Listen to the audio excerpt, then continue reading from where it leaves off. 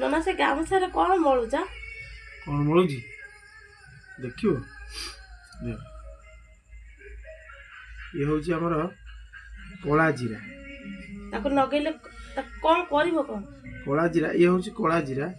ଆକୁ ଯେତେବେଳେ ବର୍ତ୍ତମାନ ଥଣ୍ଡା ସିଜିନ୍ ଆଇଲା, ଶୀତ ଦିନ, ଯାହାକୁ ଥଣ୍ଡା ହେଇଥିବ ଏଇଟା ହେଉଛି ଘରୋଇ ଉପଚାର, ବିନା ପଇସା ମାନେ କମ୍ ଖର୍ଚ୍ଚରେ ଥଣ୍ଡା ଭଲ ହେଇଯିବ।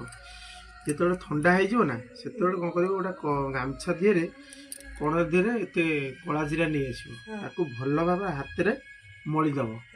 ମଳିଦେଲା ପରେ ଟିକେ କଡ଼ା ହେଇଯିବ। ମଳିଗଲା ପରେ ଯେତେବେଳେ ଥଣ୍ଡା ଯଦି ହେଇଥିବ, ନାକ ଫାକ ଜାମ୍ ଥିବ, ନାକରୁ ପାଣି ବହୁଥିବ, ଯଦି ଅତ୍ୟଧିକ ଥଣ୍ଡା ହେଇଯାଏ ତ କ'ଣ କରିବେ, ଏଇଟାକୁ ଶୁଙ୍ଘିବାକୁ ପଡ଼ିବ।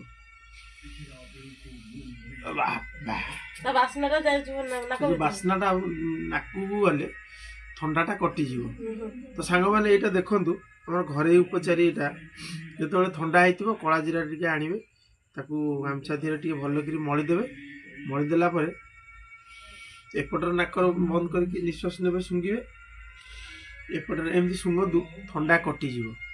ମାନେ ଥଣ୍ଡା ଯଦି ନାକ ମୁଣ୍ଡ ଫୁଣ୍ଡ ବିନ୍ଧୁଥିବ, ନାକରୁ ପାଣି ବାହାରୁଥିବ, ତାହେଲେ ଭଲ ହେଇଯିବ। ଏଇଟା ମାନେ କମ୍ ପଇସାରେ, ଏଇନା ଥଣ୍ଡା ସିଜିନ୍ ଆଇଲା, ସମସ୍ତଙ୍କୁ ତ ଥଣ୍ଡା ଫଣ୍ଡା ହେଉଛି, ତ ଏମିତି କରିବେ ଘରୋଇ ଉପଚାରୀ। ଆଉ ତା ସହିତ ଆମର ଏଇଟା ଦେଖନ୍ତୁ, ରସୁଣ, ସୋରିଷ ତେଲ ଆଉ ଟିକେ କଳା ଜିରା ପଡ଼ିକି ତା ଦେହରେ ଟିକେ ଜାରି ଦେଇଛୁ ଆମେ। ଏଇଟାକୁ ରାତିରେ ଶୋଇଲା ବେଳେ ଦେହରେ ଲଗେଇବେନି, ଖାଲି ଶୋଇଲା ବେଳେ ଏଇଠୁ ପାଦ ଆଣ୍ଠୁ ଯାକେ ଲଗେଇବେ। ଦି ପଟ ଗୋଡ଼ ପାଦରୁ ଆଣ୍ଠୁ ଯାକେ ଲଗେଇବେ, ଆଉ ହାତ ପାପୁଲିବେ। ଲଗାନ୍ତୁ ଏମିତି କଣ୍ଟିନ୍ୟୁ 2-3 ଥର ଲଗାନ୍ତୁ, ଦେଖିବେ ଥଣ୍ଡା ଫଣ୍ଡା ଦୂର ହେଇଯିବ, ମେଡ଼ିସିନ ଆଉ ଖାଇବାକୁ ପଡ଼ିବନି। ତ ମୋତେ ବି ଥଣ୍ଡା ବି ହେଇଯାଇଛି ନା, ମୁଁ ବି ସେମିତି କରୁଛି। ତ ଦେଖନ୍ତୁ, ଏଇଟା ଟିକେ ଶୁଙ୍ଘିଲା ବେଳକୁ ଭାଇ ପୋଡ଼ିବ ନାକ, ଟିକେ କଷ୍ଟ କରିବାକୁ ପଡ଼ିବ, କିନ୍ତୁ ଭଲ ହେଇଯିବ। କିଛି ଆ ଦେହରେ ସାଇଡ୍ ଇଫେକ୍ଟ କିଛି ନାହିଁ, ଏଇଟା ଆୟୁର୍ବେଦିକ।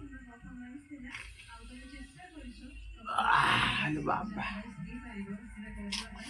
ଭୟଙ୍କର ପୋଡ଼ା ହେଉଛି। ଆଉ ଭିଡ଼ିଓଟି ଭଲ ଲାଗିଲେ ଫଲୋ କରିବେ ଚ୍ୟାନେଲ୍, କମେଣ୍ଟ କରିବେ, ଲାଇକ୍ କରିବେ, ସେୟାର କରିବେ। ରହୁଛି, ଜୟ ଜଗନ୍ନାଥ।